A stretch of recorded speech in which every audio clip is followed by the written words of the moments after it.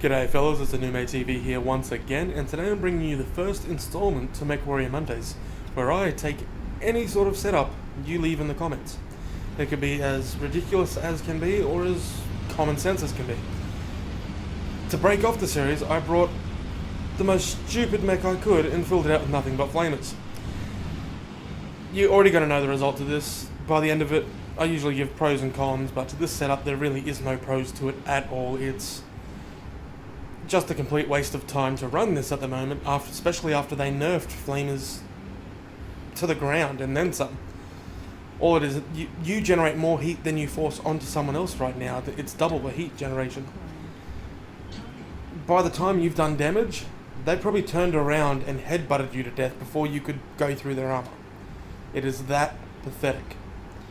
But this is simply an introductory to the series, and I give you the challenge to come up with something worse than this setup. I really do.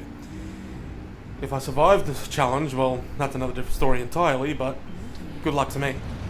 Now, coming up in the recording, I engage a commander who has enough common sense to put some half-decent weapons on his machine. I'm basically wasting my time running around in circles around this man and trying to obscure his view from hitting my teammate. I'm basically just a meat shield right now in this setup. That is all I'm good for. The heat generation does nothing if you've got even 1/10 of a heatsink on your mech somewhere, and most engines require more than that to begin with. The other bad part about this is that I have to be so close to get the flamers on you. I'm taking hits from my own teammates' lasers, for Christ's sake. Like, damn! If there's anything worse, you're not getting hit from one side, you're getting hit from both sides. In a few moments from now, I change the firing chain from chaining each flamer individually to firing all of them at the same time in hopes to try and actually overheat this person. Once again, I completely wasted my time. Thankfully, there was a Jenna following me and attacking this guy, so we did eventually get him down, and I failed to overheat the commando even once with this setup, which is what it's meant to do. It's meant to overheat people. It doesn't do it. It needs to do it. As you can see, the Jenna did get the kill there, and thankfully, because I would have been spending the next 20 years trying to do it. But shortly after this point, I derp out pretty hard and chase somebody across open fields where an LRM boat back in their own base hailed me with God knows how many rockets, and I died. So I'm going to fast forward the clip here until we get to the end so I can show you the amount of damage chasing this commando actually did.